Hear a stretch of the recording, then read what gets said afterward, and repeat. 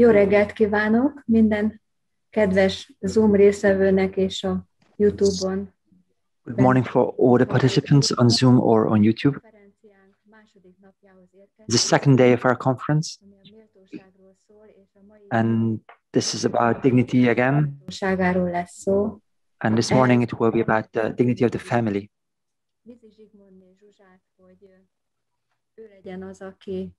Will be Vizi Zsigmond Zsuzsa, who is going to share her experience about family.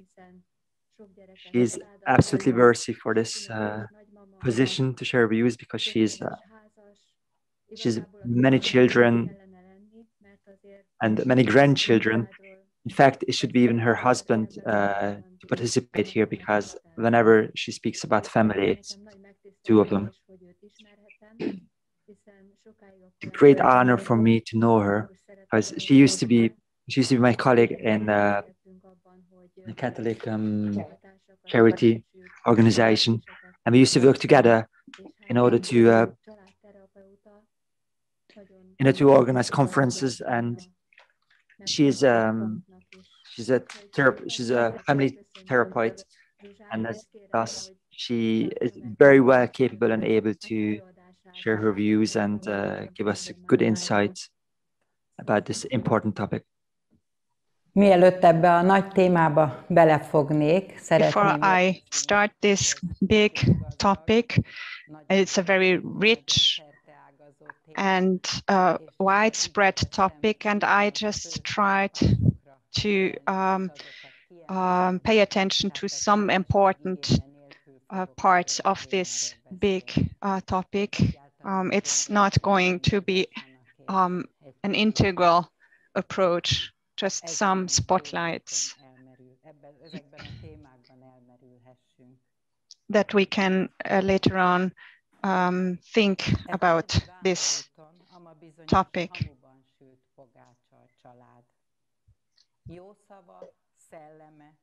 Védőszentje a mesebeli hősnek.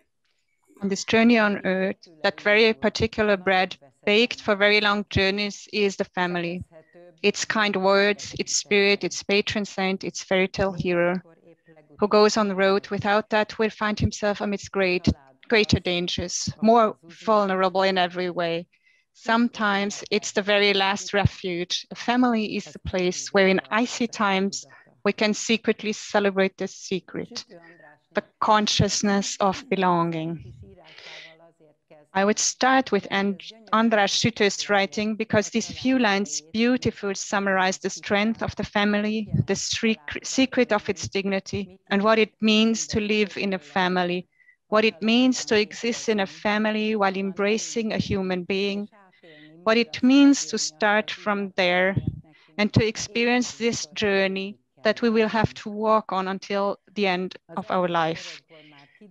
The first line already mentions our life as a journey, a haversack on our shoulders in which we carry bread baked especially for long journeys from our mother. But what is baked into this bread? On our journey, dangers are also ahead of us, icy times. And when we get into trouble, how great if there is a place to return to, where people wait for us, where we can regain strength, where we can rest in order to continue our journey. In my haversack, there was a lot of treasures too. Into my bread, my parents baked a lot of things. They got married in 1943, were young and happy, started their common life full of hopes and plans. They got a small apartment from their families where they started to live together. They just started when World War II broke out, though. My father was rapidly taken to a war prisoners camp in the Soviet Union, and my mother was shocked as she saw their little house being bombed and their apartment become uninhabitable. Thus, the only solution was to go to her parents. They hid away in a summer vacation house in the outskirts of Budapest to survive the war. My father, in his captivity, cut trees in a pine forest with his fellow prisoners in freezing cold -40 degrees. He experienced deprivation, starvation, the horrors of the prison camp for 2.5 years. They lived in barracks, many froze, starved, got insane or depressed. Later, his returning fellow prisoners told us how my father encouraged his despairing companions with serenity, games, and fellowship. Upon his return home, he was traumatized by the news that his parents and siblings had fled to America. He loved them very much. And the little apartment which he had with my mom was lost too. Shortly afterwards, he was dismissed from his position in the Supreme Court because he was class alien. And his desire to become judge was reduced to nothing. Very difficultly, he could get a job as a legal counselor in a factory. That world was very strange to him. He tried to integrate his positive love of life and humanity, and he was able to accept himself easily, and he also gained so much prestige for his knowledge that they overlooked his different ideological views. This is very well illustrated by a small story he told us a lot of times, and we always laughed on that. It was on the participation in the Easter ceremonies, and he was summoned by his director, who said, "Dear Mike, please at least don't carry the baldachin that time." It was obvious that someone was observing him regularly and reporting on him. My two brothers and I were born at that most difficult time. The family memory has preserved a glimpse of this in the form of a song. Our family is in trouble, little Sue is in the cradle. I was born in 1951. Tough men-trying years ensued. The suburban house without any comforts meant a life with many struggles. We kids didn't feel anything of that. Close to the nature, spending time with simple but all the more exciting games, we enjoyed life in the love of our family. I learned living faith in my family. After Sunday Mass, we discussed the gospel and the sermon during cheerful breakfasts. I have a lot of nice souvenirs on that. My parents' rite was a Saturday afternoon get-together where the bigger family gathered and family stories were told. Going back to my great-grandparents, my father had a lot of stories, jokes, and sayings that we know up to this day, and we also tell to our children. I grew up in this atmosphere and learned that it is good to live, that God lives, in whom we can trust. My father treated the difficulties with sparkling humor. His personality created an atmosphere in which it was good to grow up. My parents imagined a much better future for us at the beginning of their marriage, but that was ruined by the war. Their daily lives were characterized by new challenges and struggles. Facing the challenges, persevering, accepting their new position, endurance, these made up the dignity of our family.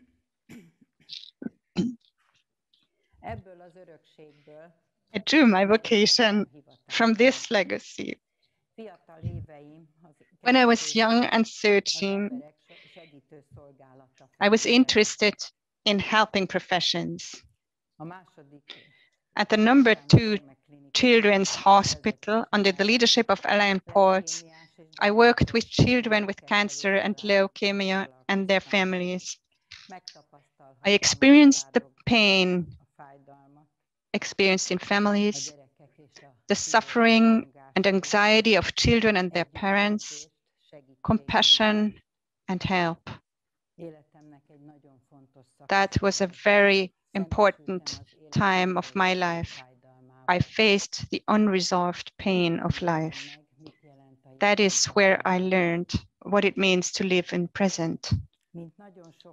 Like so many young people, I also was determined by an honest search. I really reflected deeply where strength does come from, what gave my parents the inner deep love from which we could grow and experience wholeness. Where does the intuitive skill come from that enabled me to convey security in the most difficult minutes? I knew very deeply that that was not me. In uncertainty, security. What a paradox. After graduating from college and as a family mother, I completed family therapy training. My marriage, my relationship with my husband, the creation of a home, the expectation and birth of our children, the support and love of our wider family and community of our friends. These were all maturation paths that led to family therapy. This meant an inner awareness for me, which helped me understand the events of my life even better. I was a little bit more conscious about all of this. Az egész életünket végigkísérő. I just think the roots of our humanity. Because of the search that accompanies us throughout our whole lives, I would go back to the beginnings. The Creator God is love. The flow of love between the Father, Son, and Holy Spirit is an intense force that acts both inward and outward, sustains the pulsation of the world, transmits life. This relationship nourishes, enlives, renews the world. Over and over again. Gondoljuk át az emberségünk gyökereit. Egész életünket. Let us rethink the roots of our humanity. Because of the search that accompanies us throughout our whole lives, I would go back to the beginnings. The Creator God is love. The flow of love between the Father, Son, and Holy Spirit is an intense force that acts both inward and outward, sustains the pulsation of the world, transmits life. This relationship nourishes, enlives, renews the world over and over again. I quote a speech of Pope Jean Paul II, 1979 in Mexico.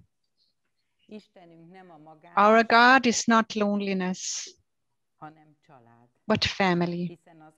Because the essence of fatherhood, boyhood, and family, that is love, can be found in him.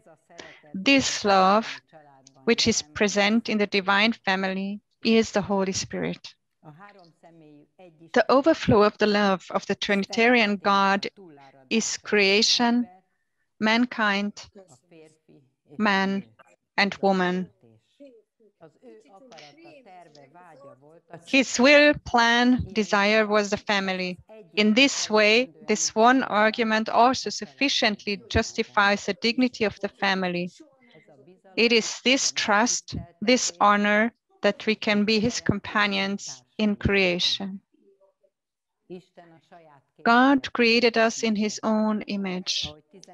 I quote Pope Benedict XVI on the occasion of Angelus on December 27, 2009.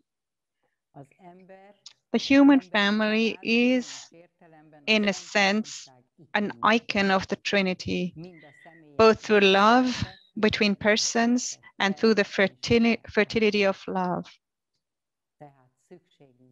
We need each other. As we read in the Pastoral Constitution of Vatican Council II, for by his innermost nature, man is a social being, and unless he relates himself to others, he can neither live nor develop his potential. That's why he created mankind as man and woman right from the start, as we can read in Genesis 1:27. Men and women, similarity and difference in unity and freedom, as one of our friends put it so aptly. They are similar in terms of humanity, but they are different in terms of their roles, tasks, vocations, and physical abilities. A child is the fruit of their love through their unity, mutual commitment, and self-surrender. Their freedom is represented by a symmetrical relationship in which there is neither possession nor subordination. This togetherness is a secret in itself, a mystery. This relationship it's a mission, and this relationship surrounds the child, the children. This is the family.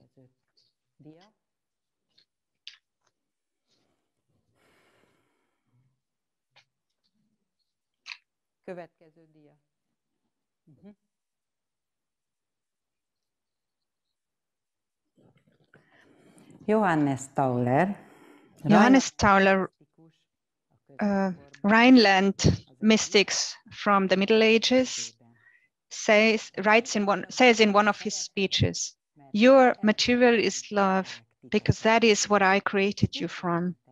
What does that mean? Why could Master Tauler say, "Your material is love"? The fabric of our lives, the essence of our lives that permeates, makes alive in life's relationships. Love must be as tangible as matter. And here is the essence of the sentence of Tauler, that love must be tangible. We have received our ability to love, our ability to give and receive love from God. The basic need of our life is love, which also gives us security. Numerous researches and experiences prove this fact. But if I stick to the simple example that almost every parent with a small child lives, if for some reason the mother is not at home, the little child, to gain safety, embraces a piece of his mother's clothing and smells it. This makes up for the lack of immediate proximity. Most of the families who turn to us come because their marital relationship is in crisis. Love has disappeared from their family. Their relationship has cooled down, and in order to keep each other's attention awake, their relationship hunger and need for love are often signaled to each other by hurting each other. The family is the place where the child can learn that God lives, that there is good and there is evil. where the child learns that she was called to life by God. He wanted him to be. His name is written in his palm. He has a plan for his life. All this gives dignity to our lives, to your life. Little Therese says so wonderful. God loves every creature in a way as if it was alone in the whole creation. After retreat day, one of my little sons came home with a notebook, in it a picture of a house, and over it was written, "My home, that is where they know me and love me." As Pope Benedict XVI said in his New Year's greeting 2007, the family is the cradle of love and life, the smallest living cell of society.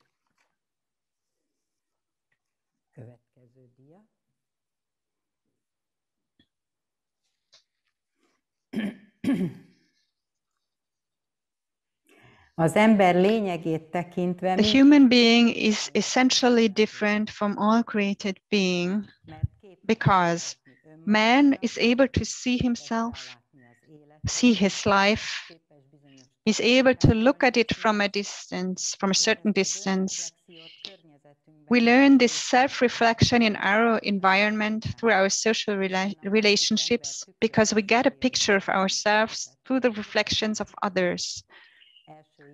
The first such mirror is our parents and our family. We remember the past events of our lives. The events of the past not only leave an impact on us, but we can bring them up. We can recall them. And what's more, we can work with them. Later on, we will see the great role that summary, insights, decisions, and conscious thinking play in our lives. If we look at our lives in this way, on our relationships, our situations, our events, we will be able to change, make changes, renew, even be reborn. Change, easy to say, but how hard is this really to work on it, to stick to it with perseverance? What did Thomas Merton say? We cling hard. We climb back into the boat of our certain customs and conventions over and over again. Only man is a spiritual being. What does that mean? Only man can come into contact with the more than him, the transcendent God. This encounter is a spiritual experience.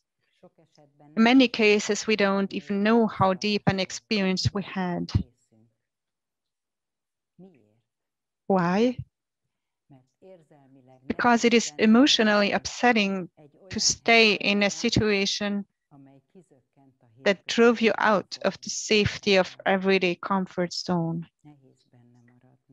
It's difficult to stay in this. You can think about a birth or a death or any other deep experience. It may be important to search in our own lives the timeless experiences we live in our time. Földi létünk közös vonásai. Common features of our existence on earth. From generation to generation, from father to son, we pass on our knowledge, experience, values, messages, patterns, customs, traditions, countless things, voluntarily or involuntarily, knowingly or unconsciously. And they have a great impact on our lives. In our work, it is a very nice task to dig up the treasures from the family's past that are also a resource.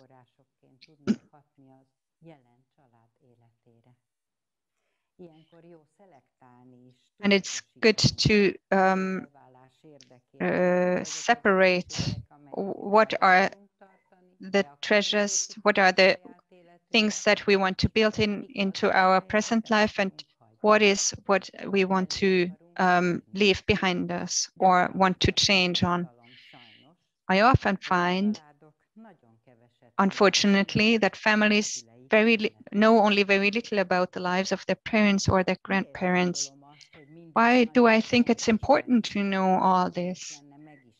Why is this important to know about it? Why would that be a resource for us? Often we don't even know that we love or hate or behave as our ancestors. In exploring the family's past, for example, in the case of a father role, we become aware of the mistakes that remained unresolved in the previous generations. This recognition and its correction will help us to move forward. And that will be an advance, a new birth for the whole family. Bad patterns can also become a source of strength. During family exploration on several occasions, the road to healing led the grandchild to grandparents, which was a major resource for his or her development. They meant safety for them because they received time and attention from them. That's where I learned what love is. If we continue to research in the lives of our ancestors, we can find out what gave them strength in their lives, how they, what is the value in their lives, how they were, how they lived in couple, how they received children, how they celebrated, or how they mourned in the event of death. That is very important. Every family is a treasure. Every family has characteristics that are only theirs. Every family has a special atmosphere, taste.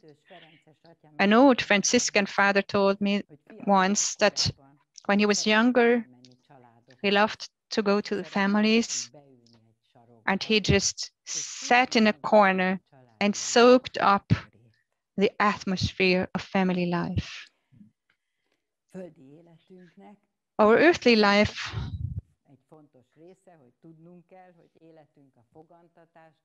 that is important to know lasts from conception to the grave, from cradle to coffin. Our whole life is characterized by development and growth, horizontally and vertically. We all have a life story, a life path that is only our own and that consists of different stages. These stages are interwoven with a smaller or bigger crisis, foreseeable and unpredictable events.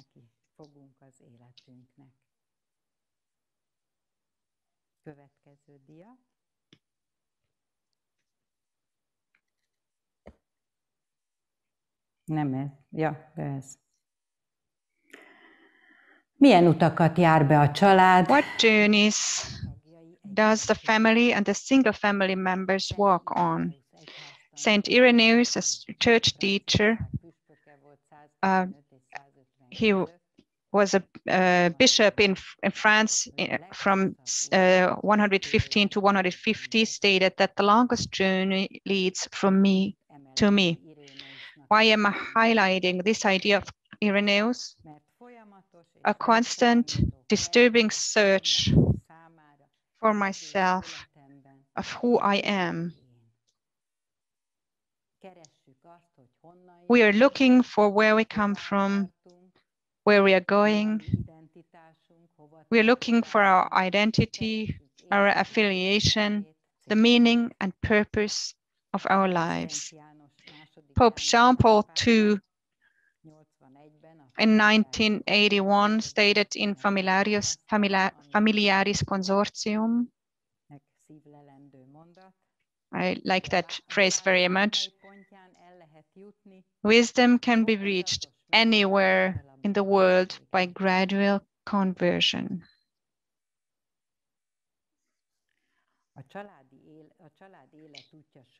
Throughout the family's life journey, our individual development is complemented by the journey of relationship as a couple. Few only know that the relationship in a couple has different stages of growth too, and that this growth in the couple, in intimacy, is really the fundamental of family life.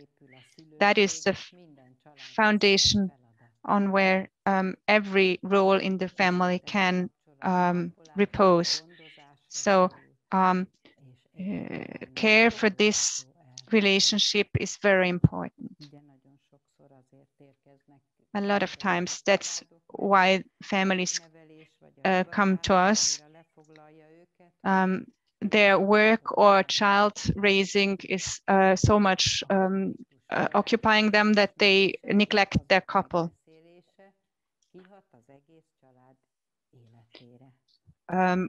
Talk out the conflicts will have consequences on the whole family. When parents, for example, are tense with each other in their daily routine, for example, the so-called self-time, child rearing issues, the division of tasks, the management of the family budget, those often take place with struggles, tough fights, disputes, and at the end with agreements, reconciliations. And the child involuntarily learns. He witnesses the tension, but experiences the power of forgiveness too.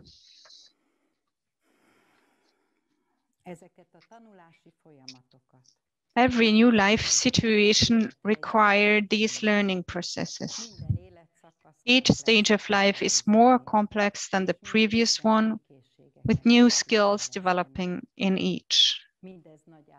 All this involves a great transformation, which in many cases is burdensome as a process, at the same time a great resource as it results in a quality change.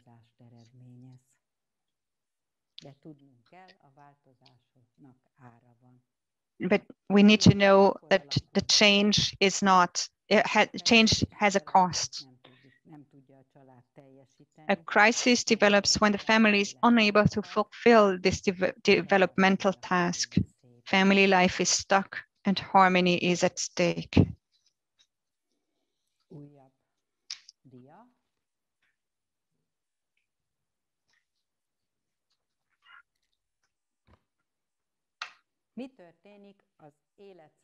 What happens at different stages of life?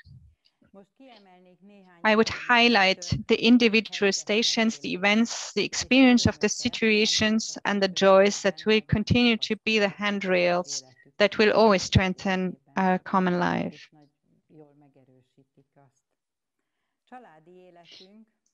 Our family life begins with commitment and marriage. Tune into each other, create a home, create a daily rhythm, experience intimacy. All this fills everyday life with magical joy. The symbiotic state in which everything is built on similarity is a period of clinging together. In literature, we can read that at that moment we are blind and deaf for the differences. That is a very important foundation for later times, and we always have to remember this period. When we have problems, we can always remember those times when things went well. But there is really a lot of work also in that stage. With the families, with friends, we have to build new relationships. we live together, we belong to somebody who has to be our priority. The conflict of loyalty is assured.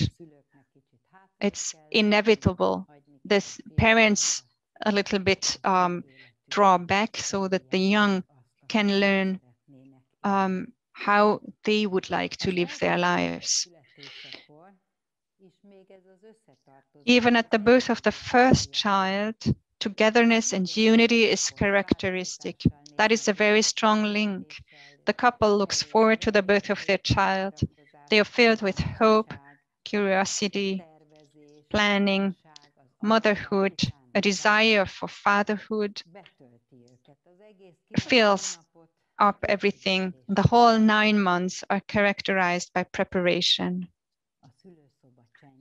In the silence of the maternity room, in the moments of giving birth, amid pain and tears of joy, the baby's first cry. That is one of the greatest wonders of our life.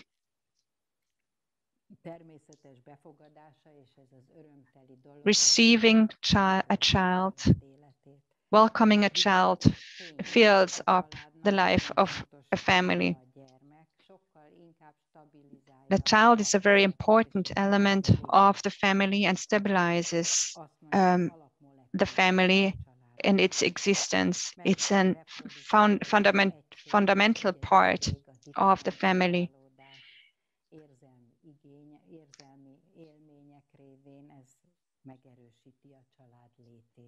Whatever stages the child goes through, that reinforces the child.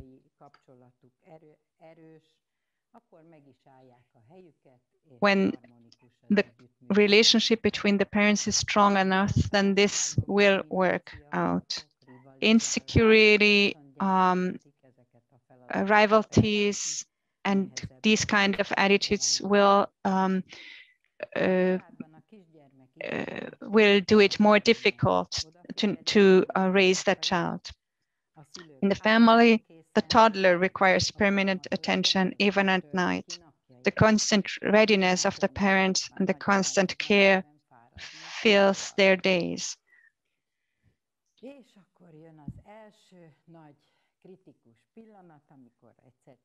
And then comes the first very critical period when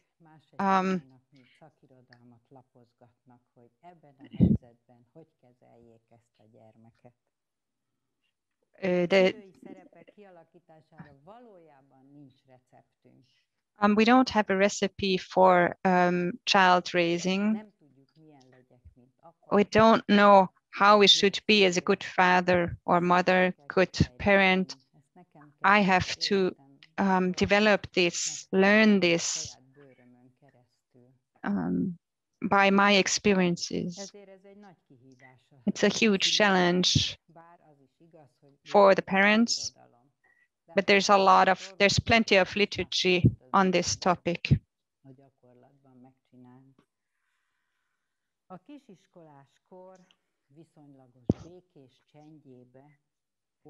After peaceful silence of small school children age, like a hurricane breaks in adolescence, everything is questioned, becomes critical, an anarchic state can develop through dissatisfied demands, tempers, mood swings, and cries. Today, more than ever is that in this adolescence, very, very strong anarchic states can be seen even in very good families. In the midst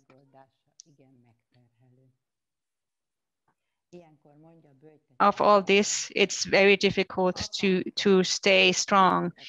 Beüte Csaba says that for that period, fathers sit at the head of the table. Parents will be insecure, clueless, and their ideas of well-being will fail. They have to face the fact that their child is already on the path to becoming an adult. And their relationship with the child definitely needs to change.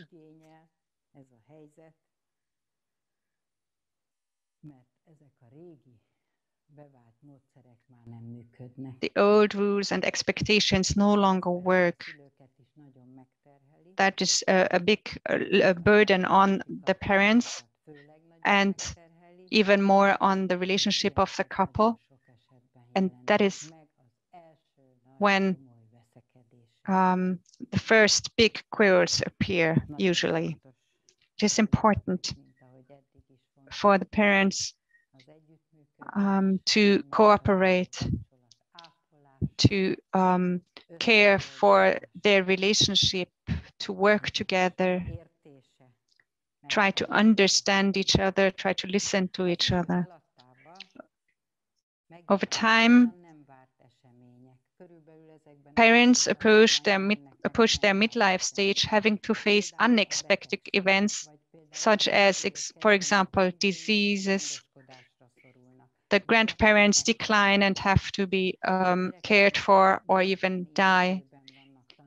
In that time, a lot of children have learning difficulties because in adolescence, the school learning also suffers. Workplace failures, existential changes or questions.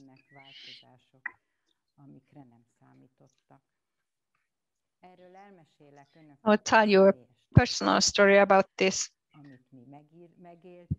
What we lived in our own lives and what canceled our previous plans.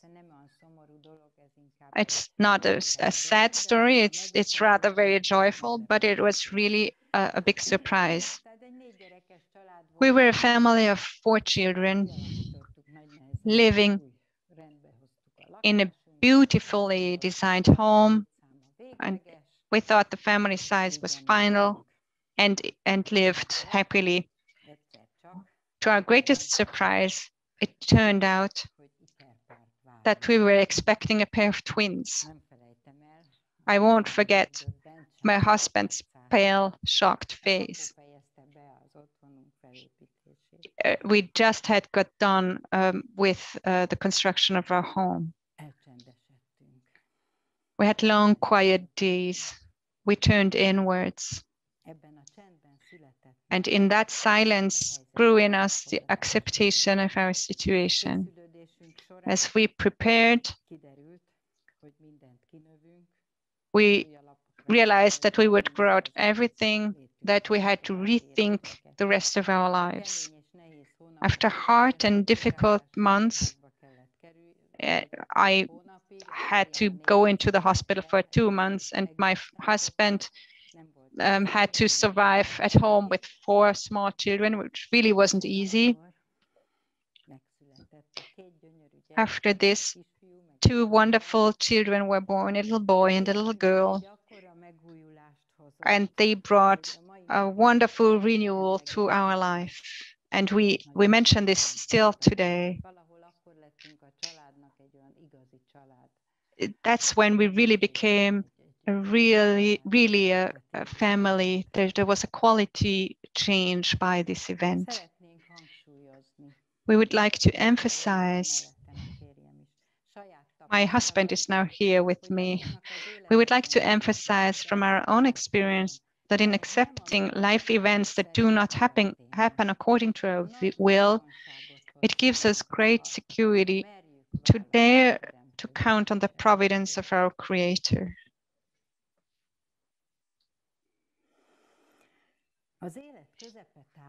Around the middle of life, we realize the weight of our tasks, activities, and positions. We face our limits. We have a road already behind us, and we face our limits. It's a mental fatigue that definitely requires silence. whatever life state we live in, it's going to be like this. Looking back is inevitable. This confrontation can lead to a lot of tough crises, of thought crisis, and the thought may arise in me, and that's a lot of times really we can see this. The feeling arises that I messed up my life. I really say this directly in this way because a lot of people at that point feel that a lot of bad decisions brought them up to that stage. That is a temptation in which one has to ask oneself, what do I do with my disappointments? Because we need to get rid of our illusions.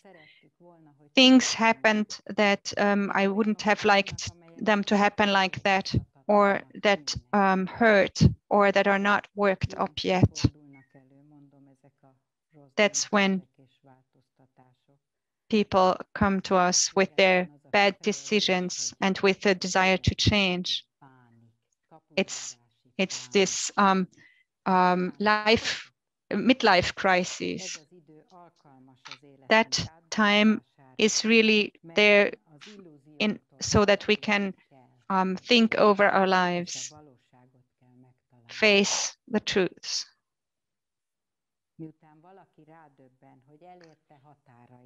Once one realizes that he has reached his limits, looks through his life, faces his pain, and can already rejoice in the good, and is able to give thanks for the past years, he comes into possession of a truth that leads him on the path of freedom. This search for truth awakes him to the will of the Creator God. That is such an experience of our relationship with God, of our relationship to ourselves and to our life, can really change our destiny for the rest of our lives.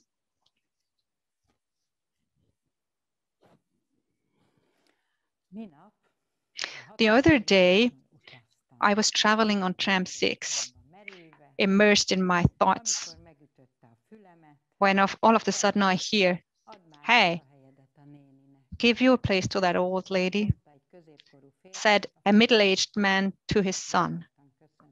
I thanked, slightly embarrassed, and sat down.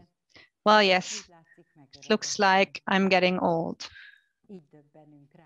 So we are slowly and unexpectedly confronted with the fact that we have entered senior age.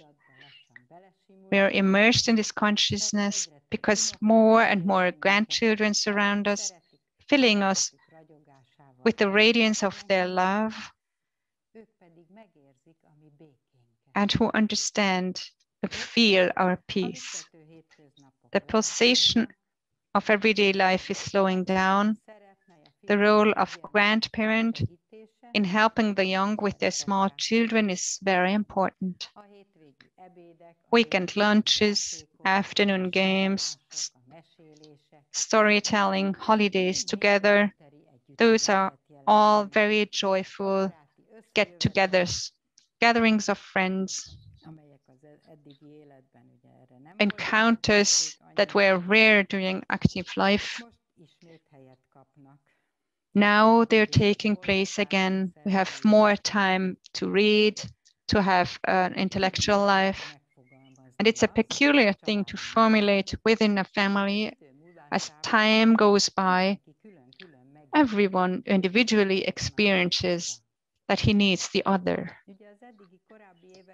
While in previous years independence was characteristic, now it becomes more and more important to place emphasis on to appreciate and to accept the values of the other. In this present life situation, I can best illustrate the dignity of senior age with the game that my grandchildren love to put together. That is the puzzle. This is how we build our life story from the puzzle pieces of our lives.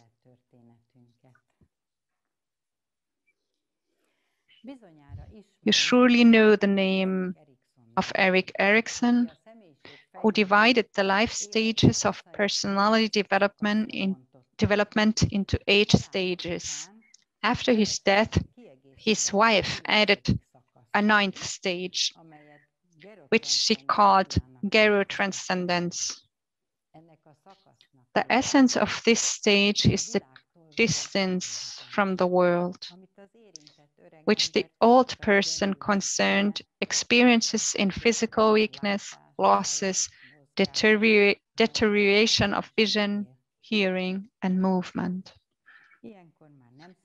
At that point, we no longer like to meet new people. We feel the need to be alone, to immerse ourselves in thoughts, and to remember.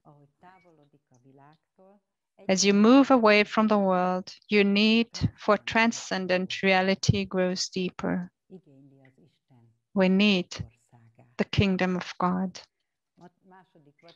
In the teaching of Vatican Council II, we read in Gaudium et Spes 18, it is in the face of death that the riddle of human existence grows most acute.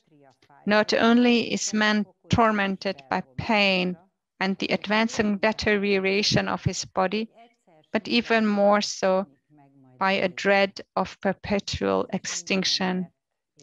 That touches every human being, that feeling we have at that stage of life.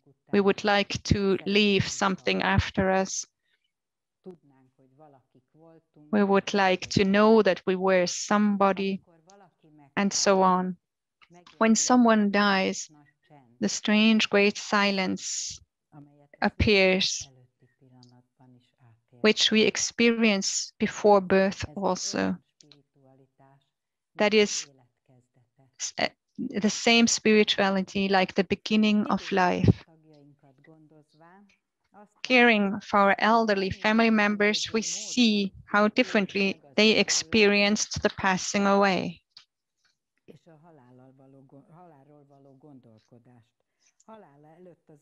Before her death, one of our 87-year-old aunts, who was in her final stages, put it this way: I never thought that I was going to die. Her whole life, she lived in serving and in love. A girlfriend told me that when her mother was dying, she was telling her daughter, "But believe me, I haven't even lived yet." However, one of our uncles, who was 97, was still praying the full rosary the day before his death. And I always remember an old French Dominican sister. She died in the last moment. She got back to conscious, and she said, "Oh, I was waiting so long for this encounter. It is a great secret who lives what in the moment of death. Death is a great mystery, and the life is a great mystery too." I think that is, if we think about this and try to feel how long is the journey of a family, how rich the life of a family is, and I only very densely try to mention some points, all the struggles, all the pathways we went on, all the encounters with our surrounding and with God. That is the dignity of the family.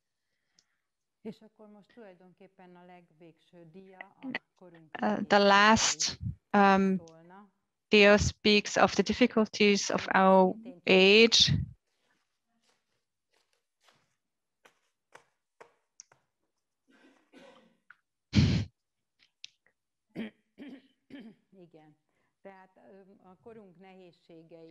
difficulties of our age, but only some thoughts about that, because in our world there's so many difficulties.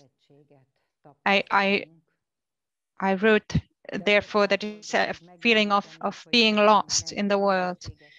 I'll just mention something that can be difficulties in a particular way and that we can encounter. For example, the young, the question of commitment, how difficult that can be.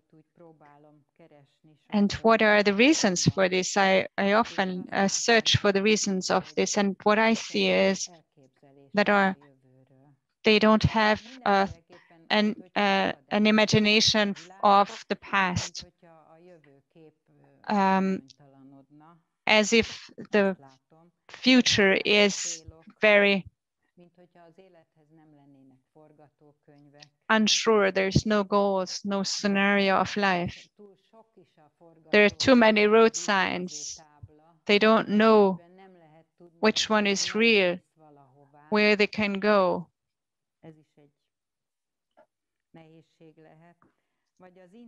Which shows a direction. The internet, the online world, a lot of literature, all this can cause confusion. And I think it's really the sin and mistake to live without faith. There's so few people that can be a pattern, that are authentic and that could be followed, and the young in that aspect are really disappointed, and I think that is a big sin. It's very difficult to start from this point.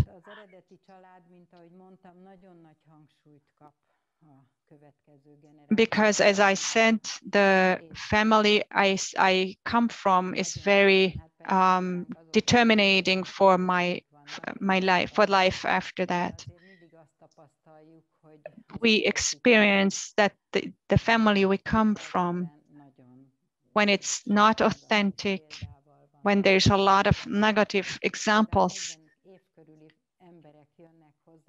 then we have people that are about 40 years old, and they ask her, tell me, how am I supposed to live? What are my goals? Because they didn't get any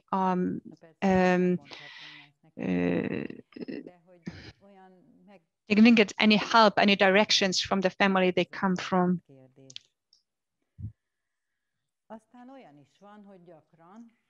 Often, the young people of the so-called value families that live in a nice and good way, the young think that this system is outdated, that model and value system is outdated, and therefore they can't find their own way.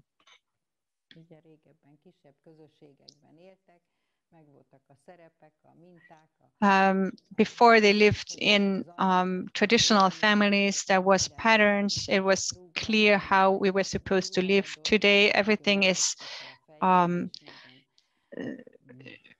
everything develops so fast, and there's no patterns. It goes too quick, and it's very difficult to integrate into this.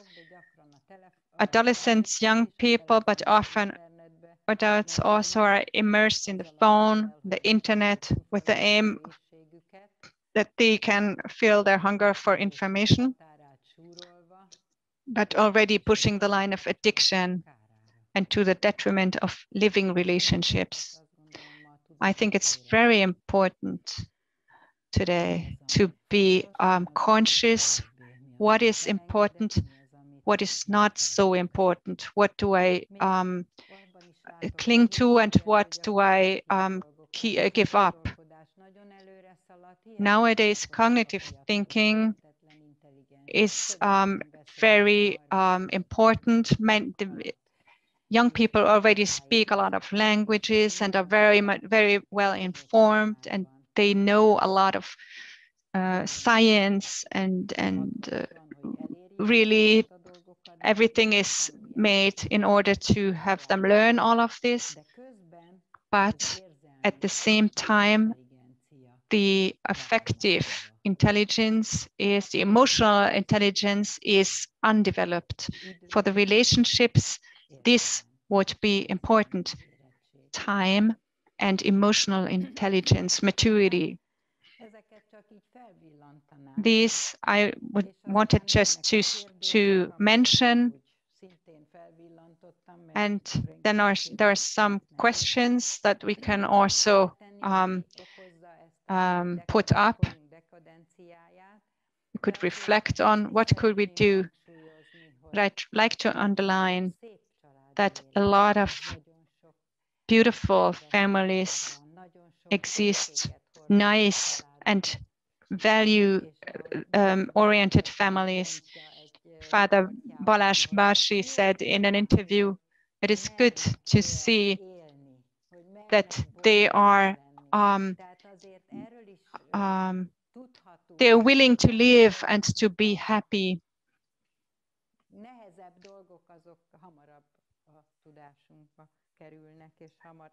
Usually we easier remind difficult situations, and those become the focus, but it's not,